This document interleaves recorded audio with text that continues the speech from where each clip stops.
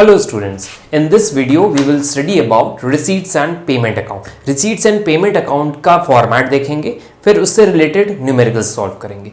तो receipts and payment account को मैंने डिटेल में जब थ्योरी पढ़ाया था नॉट फॉर प्रॉफिट ऑर्गेनाइजेशन वहां पर कवर कर लिया है, तो आप वहां पर भी देख सकते हैं, वहां पे थ्योरी भी मिल जाएगी. हम यहां पर फॉर्मेट से स्टार्ट करेंगे, फिर न्यूमेरिकल सॉल्व करेंगे. तो स्टार्ट करते हैं फॉर्मेट से. तो आपको स्क्रीन पे फॉर्मेट दिख रहा होगा, तो देख लीजिए रिसीट्स एंड पेमेंट अकाउंट का फॉर्मेट क्या है. तो देखिए दिया हुआ है आपके डेबिट साइड में रिसीट्स है और क्रेडिट साइड में पेमेंट है. नेम है रिसीट्स एंड पेमेंट अकाउंट. ये किस तरह का अकाउंट है? ये एक कैश अकाउंट की तरह होता है रिसीट्स एंड पेमेंट अकाउंट. ये रियल अकाउंट है, ठीक है. What comes in debit, what goes out credit. तो यहां पर क्या रिकॉर्ड होंगे? कैपिटल और रेवेन्यू नेचर के रिलेटेड जितने भी आइटम होंगे इररिस्पेक्टिव ऑफ एनी ईयर, वो हमको यहां पर रिकॉर्ड करना होगा. ये ध्यान रखिएगा, कैपिटल नेचर हो या रेवेन्यू नेचर का हो, दोनों नेचर के आइटम्स यहां रिसीट्स एंड पेमेंट अकाउंट में रिकॉर्ड कर दिए जाते हैं irrespective of year, weather it is of current year, previous year और एडवांस. किसी भी चीज से रिलेटेड होगा वो यहां पे रिकॉर्ड होगा. हमें कुछ नहीं देखना है कि वो प्रीवियस ईयर का है या करंट ईयर का है, प्लस माइनस कुछ नहीं करना. सिंपली आपको जैसे ही पैसा आ रहा है receipt, weather it is capital और रेवेन्यू नेचर, आपको डेबिट साइड में उतार देना है. जैसे ही पैसा जा रहा है पेमेंट साइड में उतार देना है, irrespective of any year and revenue nature और कैपिटल नेचर. इससे कोई मतलब नहीं है. आपको डेबिट में आ रहा है तो उतारिए डेबिट में, पेमेंट क्या हो रहा है तो क्रेडिट में उतारिए. तो ये सिंपल रूल याद रखिएगा रिसीट्स एंड पेमेंट अकाउंट के लिए. तो फॉर्मेट देख लीजिए. रिसीट्स एंड पेमेंट अकाउंट का ओपनिंग बैलेंस कैश या बैंक हो सकता है, क्लोजिंग बैलेंस कैश और बैंक हो सकता है.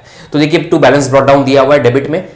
अगर नेगेटिव बैलेंस है, कैश का नेगेटिव बैलेंस नहीं होगा, बैंक का नेगेटिव जा सकता है, बैंक ओवरड्राफ्ट. तो देखिए क्रेडिट साइड में पेमेंट में बैंक ओवरड्राफ्ट करके खुला है. इसी तरह एकदम नीचे देखिए टू बैलेंस, डेबिट साइड में एकदम डाउन, एकदम नीचे आइए, देखिए वहां पे to balance carry forward bank overdraft. अगर बैलेंस मेरा ओवरड्राफ्ट बचता है, अकाउंट बनाएंगे, बैलेंस करेंगे, अगर नेगेटिव बैलेंस आता है बैंक में तो यहाँ पे to balance carry forward bank overdraft आएगा.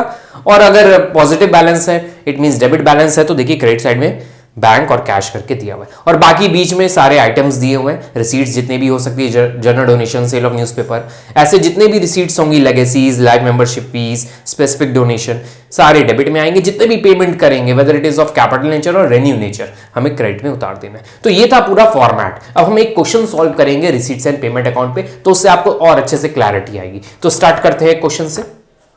तो आपको स्क्रीन पर क्वेश्चन शो हो रहा होगा, देखिए लिखा हुआ है From the following information given below, prepare receipts and payment account of Modern Club Janakpuri for the year ending on 31st March 2019. हमें कुछ डेटा दिया हुआ है, हमें उसको किस में प्रेजेंट करना है? रिसीट्स एंड पेमेंट अकाउंट में प्रेजेंट करना है. और ईयर एंडेड क्या है? 31st मार्च 2019. तो सबसे पहले फॉर्मेट बना लिया मैंने और यहां पर लिख लिया for the year ended 31st मार्च 2019. तो ये लिखना जरूरी है क्योंकि डेट दी रहती है. Receipts, amount, payment account, format बन गया. अब हमने फॉर्मेट में आपको अभी बताया था कि ओपनिंग में कैश या बैंक हो सकता है या ओवरड्राफ्ट भी आ सकता है, नेगेटिव बैलेंस होगा अगर तो क्वेश्चन में देखिए दिया हुआ है cash and bank as on April 1st 2018. तो मतलब कैश और बैंक बैलेंस ज्वाइंट है इनका एक तरह से. तो 45,000 लिखा है, तो आप direct to balance brought down कर लीजिए. तो यहां पे हम लिख लेते हैं टू बैलेंस ब्रॉट डाउन. कितना बैलेंस आया हमारे पास? 45,000. तो आप यहां पे 45,000 नोट कर लीजिए. नेक्स्ट देखिए क्या दिया हुआ है, सब्सक्रिप्शन इंक्लूडिंग 8,000 फॉर 17-18, 12,000 फॉर 19-20. ध्यान रखिएगा कुछ भी लिखा हो, करंट ईयर, प्रीवियस ईयर या एडवांस, उससे कुछ नहीं मतलब है. जितना पैसा मिल रहा है टोटल आप उतार लीजिए. तो हमें कितना रुपए मिला सब्सक्रिप्शन का? 4,70,000. अंदर के एडजस्टमेंट हमें नहीं देखने, तो लिख लीजिए टू सब्सक्रिप्शन. रिसीट्स है मेरा टू सब्सक्रिप्शन. कितना अमाउंट है? 4,70,000. नेक्स्ट देखिए दिया हुआ है 12% investment purchase on 1st April 2018. मैंने इन्वेस्टमेंट परचेज की है, तो इन्वेस्टमेंट परचेज करेंगे तो पेमेंट करके आएंगे. तो पेमेंट साइड में लिख दीजिए बाय 12% इन्वेस्टमेंट, बाय 12% इन्वेस्टमेंट. कितना पेमेंट किया होगा? अमाउंट दिया हुआ है, वो अमाउंट हम उतार देंगे. इन्वेस्टमेंट है 1,50,000 की. अब 12% लिखा है तो आप इंटरेस्ट को ध्यान में अभी मत दीजिएगा क्योंकि वो इनकम एंड एक्सपेंडिचर का पार्ट होता है. आगे देखिए दिया एंट्रेंस फी रिसीव्ड, रिसीव हो रहा है, simple to entrance fees.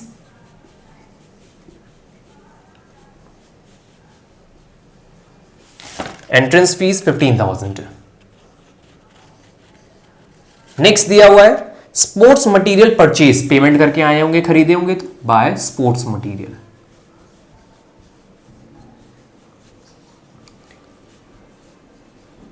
Sports material का अमाउंट दिया हुआ है क्वेश्चन में 70,000।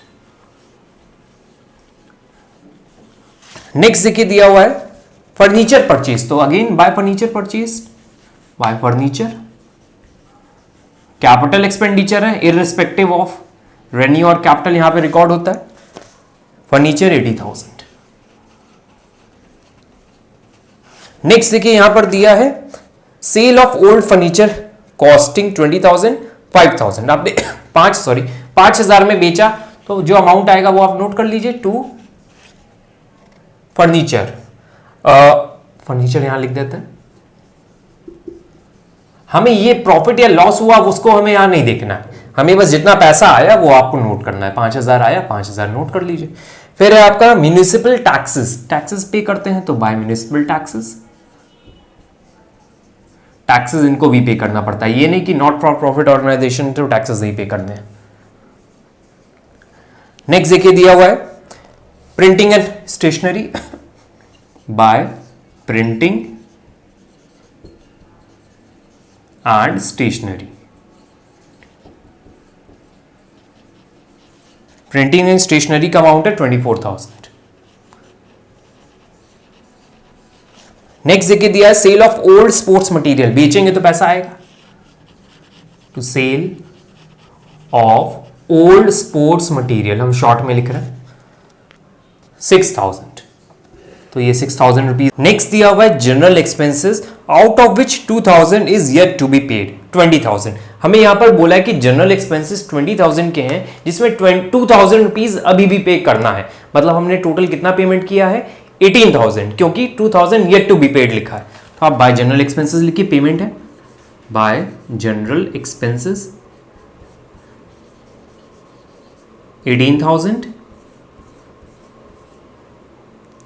20,000 माइनस 2,000 लिखिएगा तो 18,000 बाहर आ जाएगा, माइनस 2,000, क्योंकि 2,000 येट टू बी पेड है, अभी पे नहीं हुआ है, तो नहीं हुआ है तो नहीं रिकॉर्ड करेंगे जब नहीं पेमेंट हुआ है। नेक्स्ट है interest received on investment, receive हो रहा है तो टू इंटरेस्ट करके देखिए मैंने यहां 6,000 नोट कर दिया।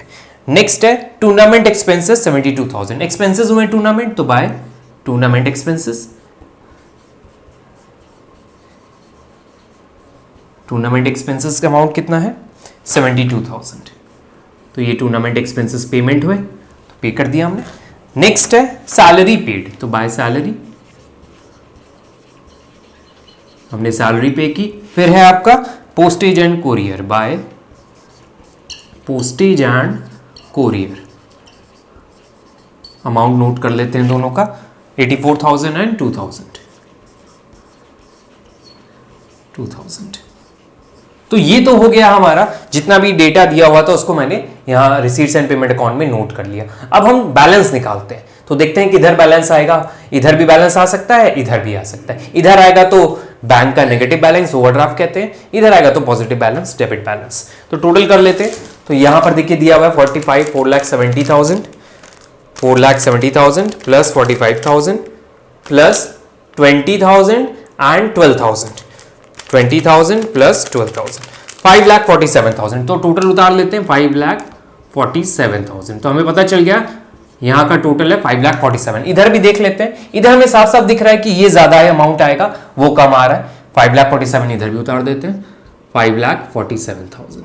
बस अब बैलेंस निकाल लेते हैं, क्योंकि हमें पता चल गया बैलेंस इसी साइड आना है, तो हमारा पॉजिटिव बैलेंस है। तो बैलेंस निकाल लेते हैं, हमारा दिया हुआ है 1,50,000, then 70,000 plus 80,000 plus 25,000 and 18,000, 25,000 plus 18,000 plus 74,000 and 84,000, 84,000 plus 74,000, 5,01,000। तो इसमें माइनस कर लेते हैं तो 46,000 बचा हमारा बैलेंस। तो यहां लिख लेते हैं बाय बैलेंस कैरी फॉरवर्ड। ये कैश और बैंक का बैलेंस है, क्योंकि यहां पर भी था कैश और बैंक, तो यहां पे नोट कर लेते हैं 46,000 आंसर। तो ये हो गया हमारा रिसीट्स एंड पेमेंट अकाउंट कैसे प्रिपेयर करते हैं। डेटा दिया रहता है उसको। अब नेक्स्ट वीडियो में हम इनकम एंड एक्सपेंडिचर अकाउंट के कुछ डिफिकल्ट क्वेश्चन सॉल्व करेंगे, तो उसको जरूर से देखिएगा। Thank you everyone.